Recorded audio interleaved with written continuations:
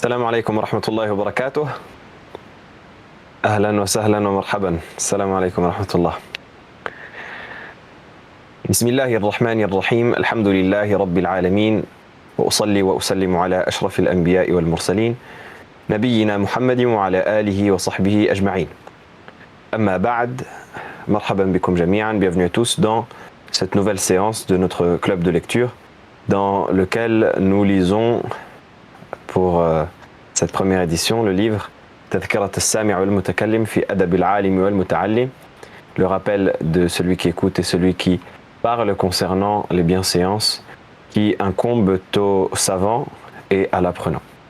Et nous allons commencer dans cette séance donc le premier chapitre, la première grande partie des 5 parties de ce livre que l'auteur a intitulé de la sorte Al-Bab al-Awwal fi Fadli al-Ilmi wal-Ulama wa Fadli ta'limihi wa ta'allumihi.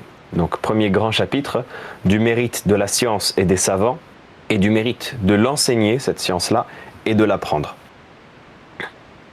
L'auteur commence en disant قال الله تعالى يرفع الله الذين آمنوا منكم والذين أوتوا العلم درجات قال ابن عباس العلماء فوق المؤمنين ب700 درجة ما بين الدرجتين 100 عام وقال تعالى شهد الله أنه لا إله إلا هو والملائكة وأولو العلم الآية بدأ سبحانه بنفسه وثنى بملائكته وثلث بأهل العلم وكفاهم ذلك شرفا وفضلا وجلالة ونبلا.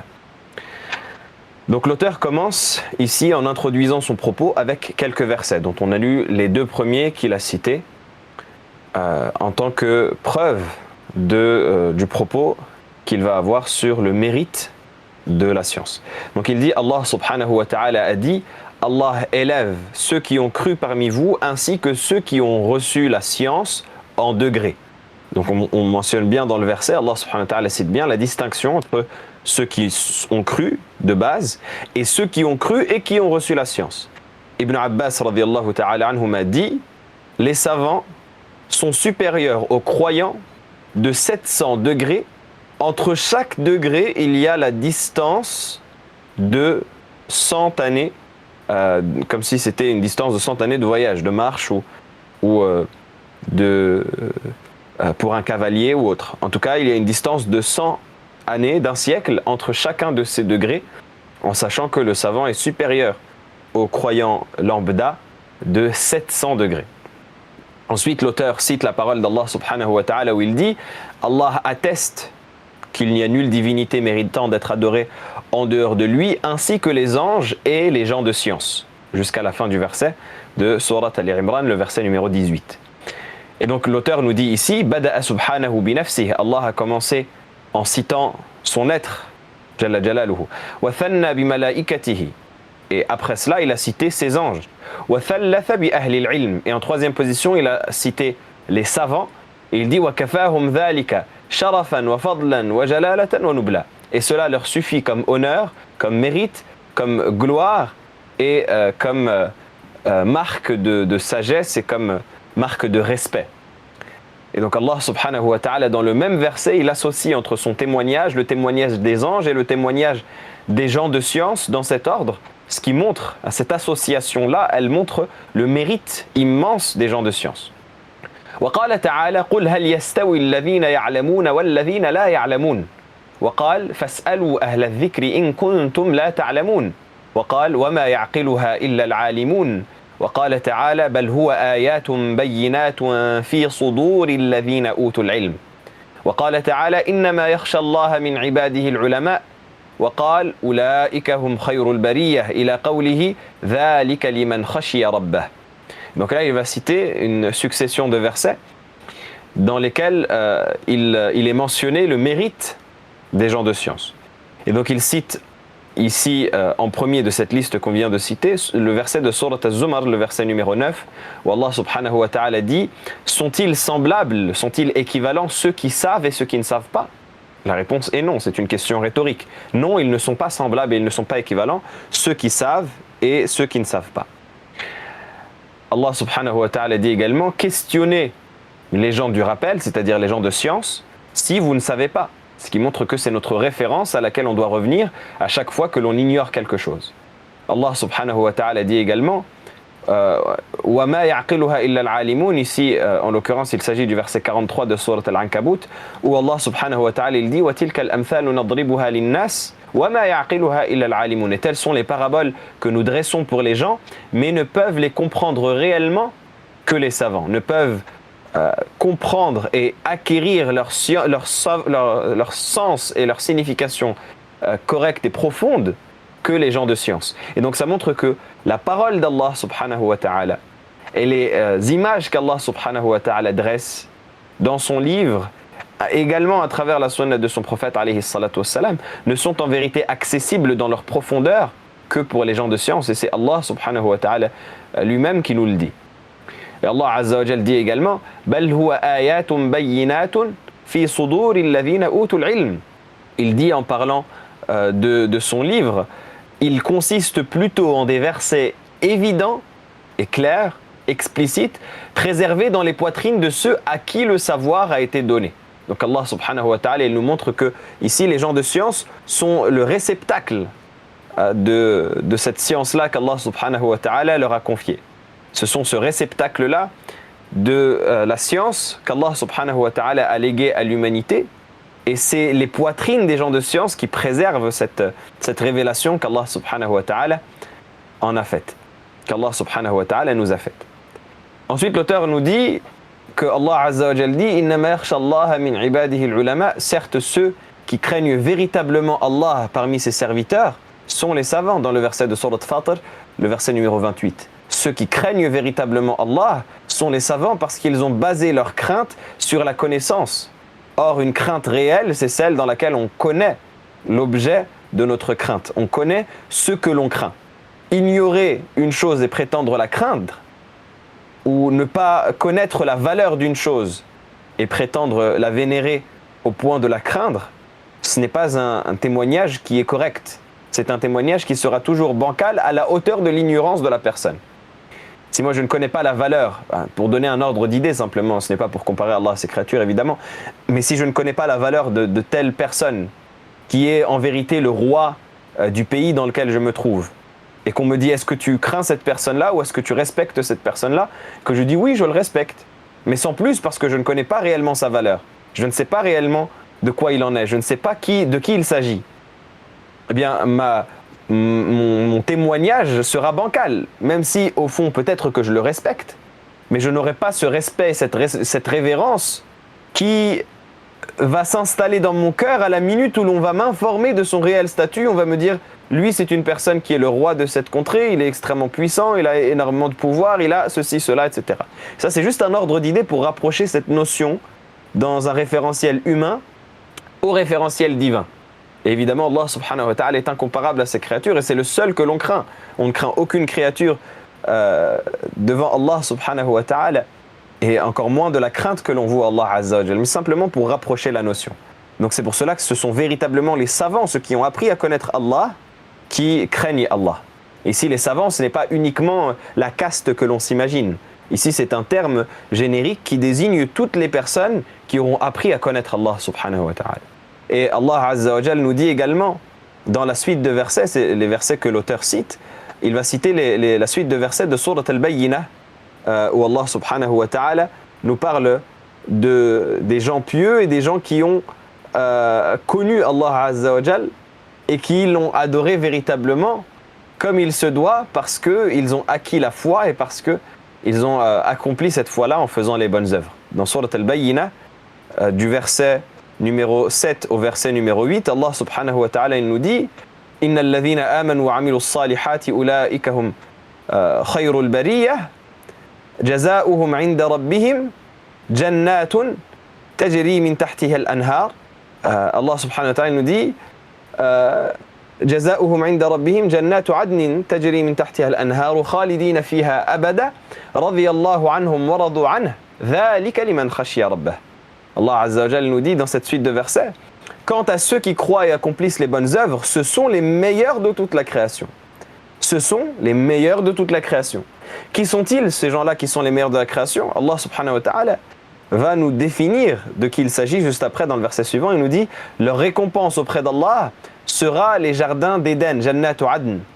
les jardins dans lesquels ils séjourneront, tajri min tahtiha al-anhar, sous lesquels coulent des ruisseaux et des rivières pour y demeurer éternellement. Radiyallahu anhum wa radu anhu, Allah subhanahu wa ta'ala les a agréés et ils l'ont agréé. Dhalika liman khashiya rabbah. Telle sera la récompense de celui qui craint son Seigneur. Et donc telle sera la récompense de celui qui craint son Seigneur. Et qu'est-ce qu'Allah subhanahu wa ta'ala nous dit juste avant? Que ceux qui craignent Allah sont les savants. Vous voyez l'intelligence de l'imam rahimahullah, Ibn Jama'a rahimahullah, qui va combiner entre les deux versets pour nous montrer à la fois le mérite et la rétribution. On a dans le premier verset le fait que les savants, ce sont ceux qui craignent véritablement Allah.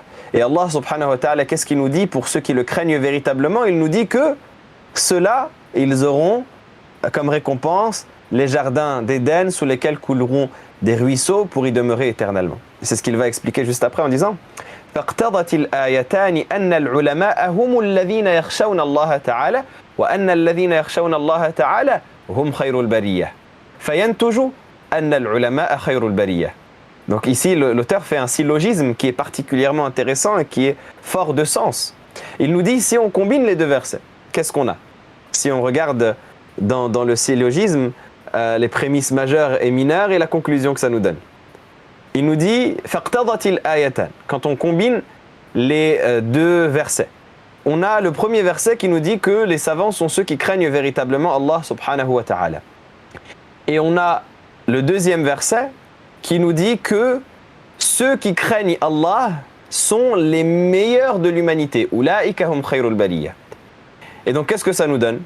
Si Allah subhanahu wa ta'ala, il nous dit que ceux qui craignent Allah sont les meilleurs de l'humanité et que ce sont les savants qui craignent Allah.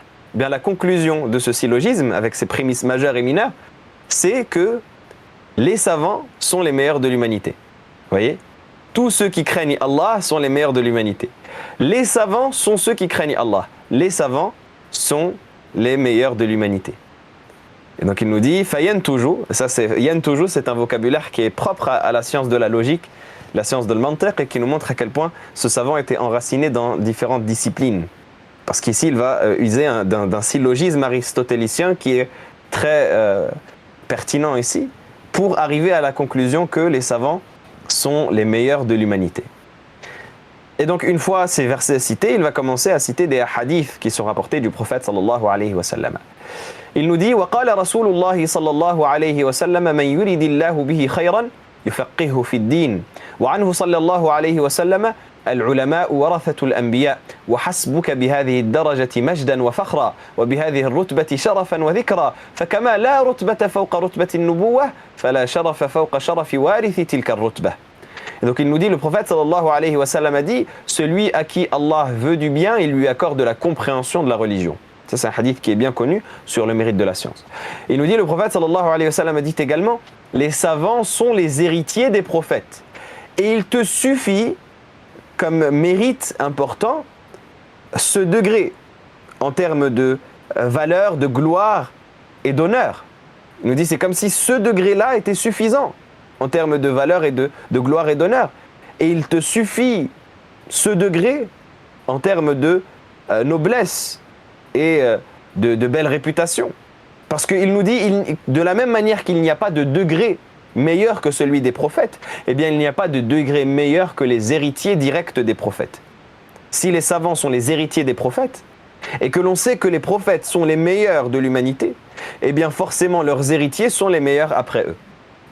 De la même manière que si j'hérite d'une personne riche, eh bien je vais me retrouver riche à sa place, n'est-ce pas? Je vais profiter de sa richesse et ainsi du rang duquel il jouissait de son vivant.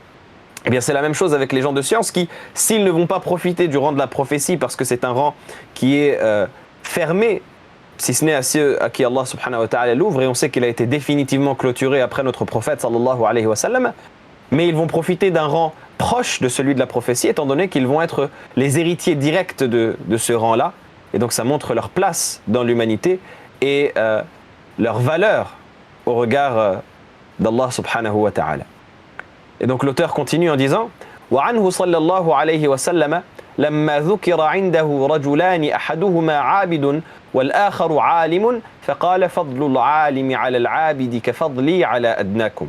Dans le hadith que rapporte l'imam Tirmidhi, il nous dit, il est rapporté du prophète sallallahu alayhi wa sallam qu'il dit également, alors qu'on évoquait auprès de lui deux hommes, dont l'un était un grand dévot, c'était un adorateur qui faisait énormément d'adoration, et l'autre était un savant, un érudit. Donc le premier n'était pas particulièrement savant, mais il faisait beaucoup d'adoration, c'était quelqu'un de pieux. Et le deuxième, c'était un savant. Le prophète sallallahu alayhi wa sallam a dit alors, le mérite du savant par rapport au dévot est comme mon mérite par rapport au plus faible d'entre vous. Le prophète sallallahu alayhi wa sallam, il dit, si vous voulez connaître le mérite qu'il y a entre le savant et le simple adorateur, eh bien voyez mon mérite face au mérite de la personne qui a le plus bas rang parmi vous, parmi les compagnons. Eh bien la différence qu'il y a de degré entre lui et moi, c'est la différence qu'il y a entre le savant et l'adorateur. وعنه صلى الله عليه وسلم من سلك طريقا يطلب فيه علما سلك به طريق من طرق الجنة وإن الملائكة لتضع أجنحتها لطالب العلم لرضا الله عنه وإن العالم لا يستغفر له من في السماوات ومن في الأرض حتى الحيتان في جوف الماء وإن فضل العالم على العابد كفضل القمر ليلة البدر على سائر الكواكب وإن العلماء ورثة الأنبياء وإن الأنبياء لم يورثوا دينارا ولا درهما وإنما ورثوا العلم فمن أخذه أخذ بحظ وافر. Donc ici il cite un long hadith du prophète sallallahu alayhi wa sallam qui est rapporté dans plusieurs ouvrages, dans lequel le prophète sallallahu alayhi wa sallam a dit, celui qui prend un chemin pour étudier un savoir, Allah subhanahu wa ta'ala le fera cheminer dans une voie qui mène, parmi les voies qui mènent au paradis. Allah subhanahu wa ta'ala le fera prendre un chemin parmi les chemins du paradis. Il nous dit, et les anges affaissent leurs ailes, donc abaissent leurs ailes, face à l'étudiant en sciences, pour l'agrément qu'Allah subhanahu wa ta'ala a vis-à-vis de lui, parce que Allah subhanahu wa ta'ala l'agrée. Le prophète sallallahu alayhi wa sallam nous dit, et certes le savant demande pardon pour lui, tous ceux qui sont dans les cieux et tous ceux qui sont sur la terre, même les poissons dans l'eau. Il nous dit, le mérite des gens de science face aux adorateurs, face aux dévots, est tel le mérite de la lune, une nuit de pleine lune face à tous les autres astres, toutes les autres étoiles. Il nous dit, et les savants sont les héritiers des prophètes. Les prophètes n'ont donné en héritage et n'ont légué ni dinar, ni dirham, ni pièces d'or, ni pièces d'argent, mais ils ont légué la science. Celui qui prendra cette science-là aura pris une grande part. Donc ça, c'est un long hadith dans lequel le prophète sallallahu alayhi wa sallam nous mentionne le mérite des gens de science. L'auteur commente ceci en disant وَاعْلَمْ أَنَّهُ لَا رُتْبَةَ فَوْقَ رُتْبَةِ مَنْ تَشْتَغِلُ الْمَلَائِكَةُ وَغَيْرُهُمْ بِالِاسْتِغْفَارِ وَالدُّعَاءِ لَهُ وتضع له أجنحتها وإنه لا ينافس في دعاء الرجل الصالح أو من يظن صلاحه فكيف بدعاء الملائكة. Donc il nous dit, sache qu'il n'y a nul degré au-dessus du degré de celui en faveur de qui et pour qui les anges demandent le pardon et s'attellent à invoquer pour lui et affaissent leurs ailes face à lui. Et on verra juste après, des propos de l'auteur, l'explication de ce que ça signifie affaisser leurs ailes. Pourquoi est-ce que les anges baissent leurs ailes devant la personne qui étudie la science? Donc l'auteur, il nous dit, il n'y a pas de degré meilleur que cela. Imagine, ton degré, c'est le degré d'une personne pour qui les anges demandent le pardon. Ça veut dire que toi, tu es en train de vivre ta vie, de manger, de boire, de dormir, de marcher. Et il y a les anges derrière toi qui demandent pardon à Allah subhanahu wa ta'ala en ta faveur, qui invoquent pour toi, qui abaissent leurs ailes face à toi. Il nous dit, imaginez, si les gens dans ce bas monde se concurrencent à demander des invocations aux gens pieux ou aux gens dont ils pensent qu'ils sont pieux. Alors que pensez-vous des invocations des anges? Il nous dit, si les gens au quotidien, ils vont aller voir des gens qui sont pieux, alors lorsqu'on a une personne pieuse dans notre entourage, on va lui dire, fais dua pour moi, n'est-ce pas? Demande à Allah subhanahu wa ta'ala de me pardonner. Demande à Allah subhanahu wa ta'ala qu'il m'accorde ceci ou cela. On va essayer de voir les personnes pieuses de notre entourage pour les solliciter et qu'elles nous fassent des invocations. Alors que dire des anges qui invoquent pour nous?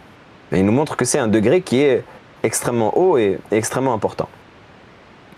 Il nous dit وَقَدْ اخْتُلِفَ فِي مَعْنَى وَضْعِ أَجْنِحَتِهَا فَقِيلَ التَّوَاضُعُ لَهُ وَقِيلَ النُّزُولُ عِنْدَهُ وَالْحُضُورُ مَعَهُ وقيل التوقير والتعظيم له وقيل معناه تحمله عليها فتعينه على بلوغ مقاصده. Donc il nous dit les savants ont divergé à propos de la signification dans le hadith du fait que les anges affaissent leurs ailes devant la personne qui étudie la science. Il nous dit, certains ont dit, ils affaissent leurs ailes par humilité face à lui. D'autres ont dit, ils affaissent leurs ailes parce que ils viennent à sa proximité, comme s'ils atterrissaient à proximité de lui et ils participaient avec lui dans ses assises, dans ses travaux, etc.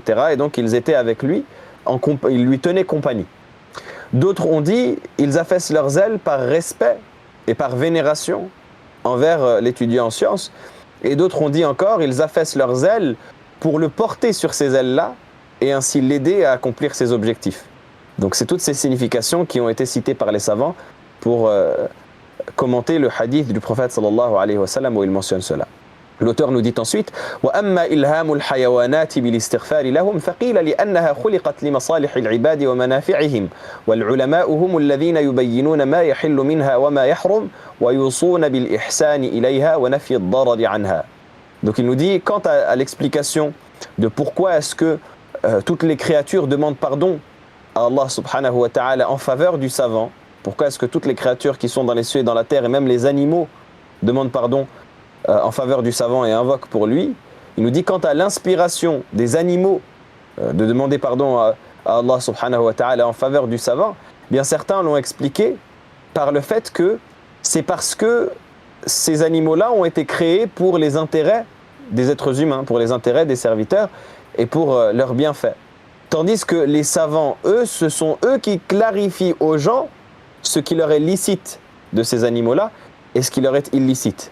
La manière avec laquelle ils peuvent les utiliser et celle avec laquelle ils ne peuvent pas les utiliser. Et ce sont les savants qui recommandent la bienfaisance envers les animaux et de préserver cela du mal qu'ils pourraient leur faire et de la violence ou de la nuisance qu'ils pourraient leur faire subir.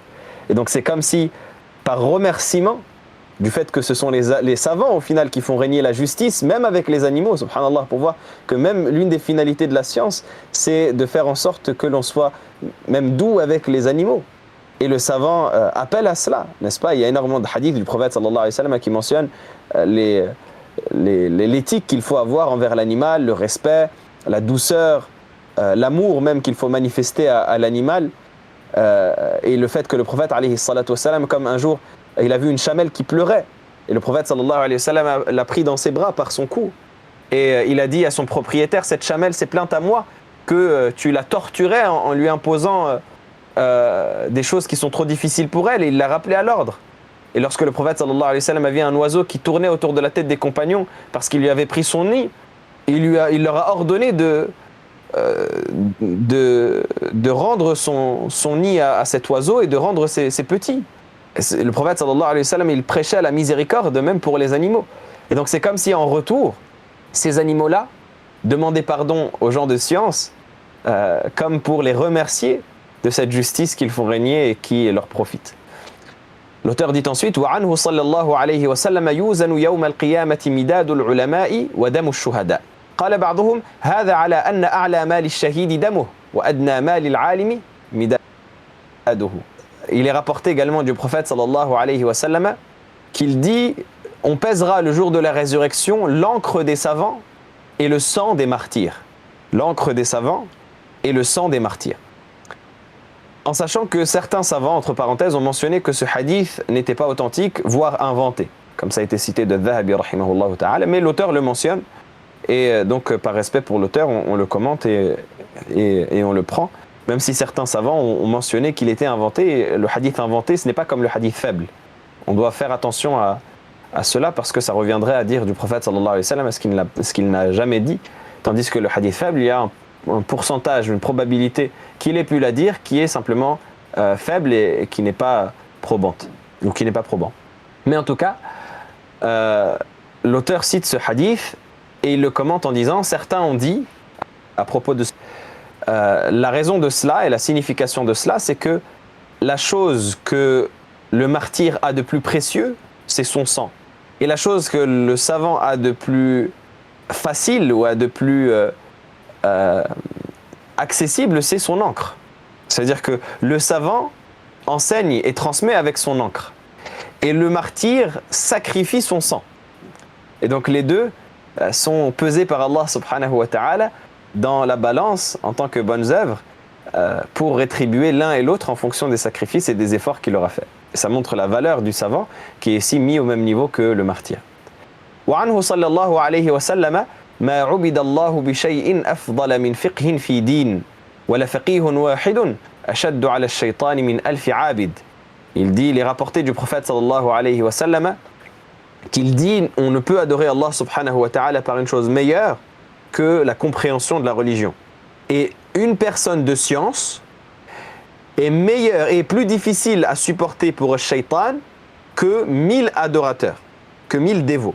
C'est-à-dire que shaitan a plus de mal à supporter un seul savant qu'il n'a de mal à supporter 1000 dévorateurs. Qu'il n'a de mal à supporter 1000 adorateurs, 1000 dévots. Et donc ça montre la valeur de la personne de science et l'importance que ça représente. Il nous dit وعنه صلى الله عليه وسلم يحمل هذا العلم من كل خلف عدوله ينفون عنه تحريف الغالين وانتحال المبطلين وتأويل الجاهلين. Il nous dit, le prophète sallallahu alayhi wa sallam, il est rapporté également de lui qu'il dit prendra et se chargera de cet héritage parmi toutes les générations les gens les plus intègres, uduluhu, les gens qui sont udul. Dans toutes les générations, ceux qui se chargeront de l'héritage de la science seront les personnes les plus intègres de cette génération-là. Yanfouna anhu, qui en repousseront tahrif al-ghalin, les falsifications des exagérateurs, ou intihal al-mubtilin, et les rajouts et les modifications des négateurs, wa ta'wil al-jahilin, et les fausses interprétations des ignorants, les falsifications des ignorants. Et donc ça montre que les gens de science, dans chaque génération, sont les plus intègres et ceux qui méritent les éloges du prophète sallallahu alayhi wa sallam. Il nous dit وفي حديث يشفع يوم القيامة ثلاثة الأنبياء ثم العلماء ثم الشهداء. Il est rapporté également dans un hadith que le prophète sallallahu alayhi wa sallam a dit ceux qui mériteront d'intercéder en faveur d'autrui le jour de la résurrection seront trois. Donc les prophètes auront le droit d'intercéder, puis les savants et les gens de science auront le droit d'intercéder, puis les martyrs auront le droit d'intercéder. Il nous dit warouya al-ulama'u yawm al-qiyamati ala manabir min nur. Il nous dit et il a été rapporté, warouya ici c'est sirat tamrid, c'est ce qu'on appelle une sirat tamrid, c'est-à-dire que lorsque l'on cite un récit à la voix passive, il a été rapporté, on ne dit pas on rapporte que on dit il a été rapporté, ça montre la faiblesse du récit. Et effectivement, parce que ce récit a été qualifié par certains savants d'inventer, comme l'a qualifié comme tel l'imam Ibn al-Jawzi rahimahullah. Mais à nouveau, par respect pour les propos de l'auteur, on le cite et on le traduit. Il dit les savants, le jour de la résurrection, seront sur des chairs de lumière. C'est-à-dire seront sur des sièges, des trônes de lumière. Et donc c'est un récit qui mentionne le mérite des savants qui, le jour de la résurrection, alors que les gens seront dans la cohue, dans la panique totale de ce jugement qui arrivera, eh bien ces savants-là, au contraire, seront apaisés, installés sur des trônes de lumière, ce qui montre leur mérite. L'auteur nous dit ensuite وَنَقَلَ الْقَاضِي حُسَيْنُ بْنُ مُحَمَّدٍ رحمه الله في أول تعليقته أنه روي عن النبي صلى الله عليه وسلم أنه قال من أحب العلم والعلماء لم تكتب عليه خطيئة أيام حياته. Donc il est rapporté, il dit al-Qadi Hussein ibn Muhammad rahimahullah ta'ala, qui est un savant qui s'appelait Abu Ali Hussein ibn Muhammad ibn Ahmad al-Marwarruzi, qui est décédé en l'an 462 de l'Hégire et qui faisait partie des savants de l'école de l'imam Shafi'i, rahimahullah ta'ala, qui a un ouvrage qui s'appelle Ta'liqa dans l'école de l'imam Shafi'i. Et donc il dit, dans le début de cet ouvrage, il cite que le prophète sallallahu alayhi wa sallam aurait dit « Celui qui aime la science et les savants, il ne lui sera inscrit aucun péché durant le restant de ses jours. » Et également, ça a été un récit qui a été qualifié d'inventé par l'imam al-Dhahabi rahimahullah et d'autres, mais à nouveau on le cite parce que l'auteur l'a cité. قال وروي عنه صلى الله عليه وسلم قال من أكرم عالما فكأنما أكرم 70 نبيا ومن أكرم متعلما فكأنما أكرم 70 شهيدا.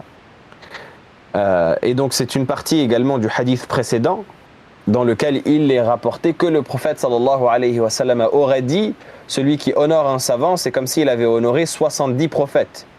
Et celui qui honore un apprenant et un étudiant, c'est comme s'il avait honoré 70 martyrs. Donc ça montre le mérite de celui qui honore les savants et qui honore les étudiants. Celui-là, il a le mérite d'honorer 70 prophètes et 70 martyrs. Mais à nouveau, il fait partie de ce hadith précédent duquel on a mentionné que Dhahabi et d'autres citent qu'il est inventé. وقال من صلى خلف عالم فكأنما صلى خلف نبي ومن صلى خلف نبي فقد غفر له.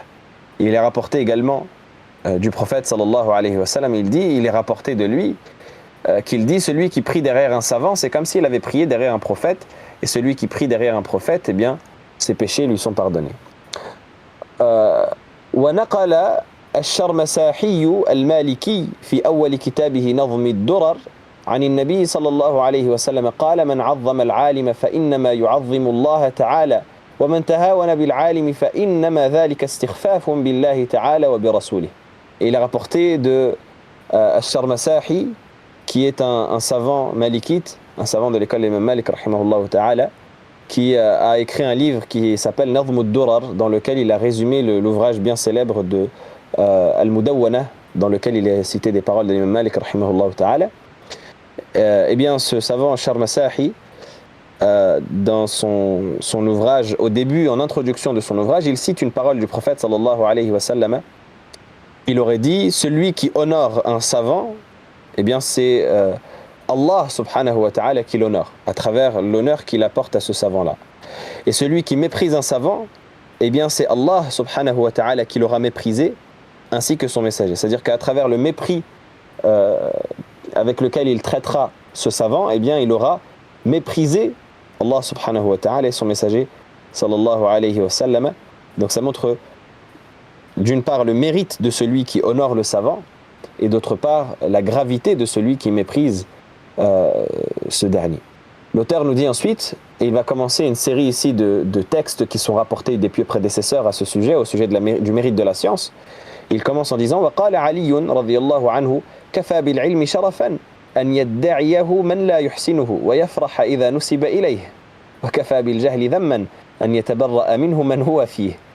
Donc l'imam Ali radiyallahu ta'ala anhu, le compagnon du prophète alayhi salatu wassalam, il va citer, qui est rapporté par l'imam Nawawi rahimahullah ta'ala et d'autres, dans lequel il dit il suffit à la science comme honneur que prétende l'avoir et qu'il soit content lorsqu'on la lui attribue, et il suffit à l'ignorance comme mal et comme mauvaise réputation que s'en désavoue celui qui est plongé.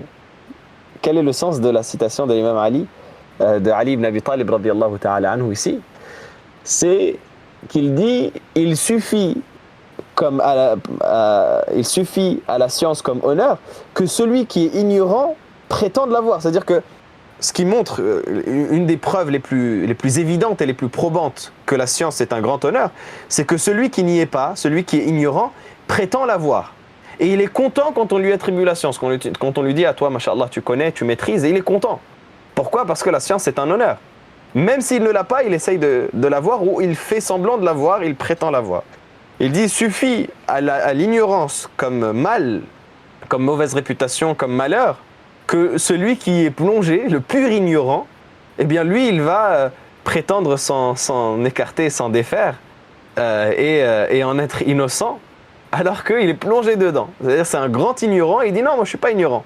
Pourquoi? Parce que l'ignorance en elle-même, c'est une mauvaise réputation, et c'est un mal, et cela suffit comme preuve. Il nous dit وقال بعض السلف خير المواهب العقل وَشَرُّ الْمَصَائِبِ الْجَهْلِ. Certains pieux prédécesseurs ont dit خَيْرُ الْمَوَاهِبِ, la meilleure des donations, le meilleur des cadeaux, c'est al-aql, c'est la raison saine.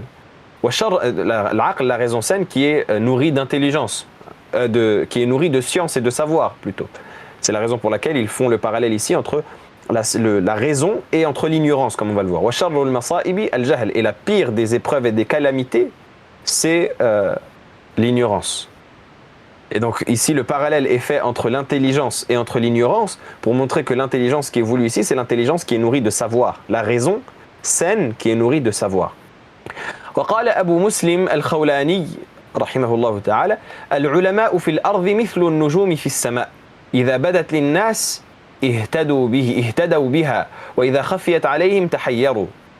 Il dit al-ulama, donc Abu Muslim al-Khawlani rahimahullah ta'ala, qui faisait partie des pieux prédécesseurs, qui est bien connu parmi les pieux prédécesseurs, c'est un grand savant, un grand pieux. Et il disait, les savants sur terre sont comme les étoiles dans le ciel. Lorsqu'elles apparaissent pour les gens, lorsque les étoiles apparaissent pour les gens, eh bien les gens se guident avec. Hein. On se guide avec l'étoile du berger, l'étoile du nord. On arrive à voir les différentes directions. Eh bien c'est la même chose pour les gens de science qui, lorsqu'ils apparaissent sur terre, eh bien les gens prennent de leur guidée et ils arrivent à trouver leur chemin à travers eux. Mais lorsque les étoiles elles disparaissent, eh bien les voyageurs qui utilisent les étoiles pour se guider, ils n'ont plus de quoi se guider. Si le ciel est nuageux et qu'ils ne peuvent plus se repérer avec les étoiles, eh bien ils sont perdus. Eh bien c'est la même chose pour les savants. Lorsque les savants disparaissent, eh bien les gens qui cherchent la guidée ne peuvent plus se guider et donc ils sont perdus. وقال أبو الأسود الدؤلي ليس شيء أعز من العلم الملوك حكام على الناس والعلماء حكام على الملوك. Abu al-Aswad Du'ali, rahimahullah, qui fait également partie des pieux prédécesseurs, qui était un des élèves de Ali ibn Abi Talib et d'autres, il dit il n'y a rien de mieux que la science. Il n'y a rien qui est meilleur, il n'y a pas une meilleure richesse que la science, que le savoir. Et surtout en particulier ici, c'est le savoir religieux dans tous les textes qu'on a mentionnés. Il dit les rois dominent les gens. Les rois sont des gouverneurs face aux gens. Les rois gouvernent les gens. Et les savants gouvernent les rois. Si les rois gouvernent les gens, gouvernent la plèbe, eh bien ce sont les savants qui gouvernent les rois. Parce que les rois, lorsqu'ils viennent chercher une décision, du moins dans les théocraties, comme c'était le cas des différents empires et califats islamiques, jusqu'à très dernièrement, on demande à Allah subhanahu wa ta'ala qu'il rétablisse sa justice sur terre.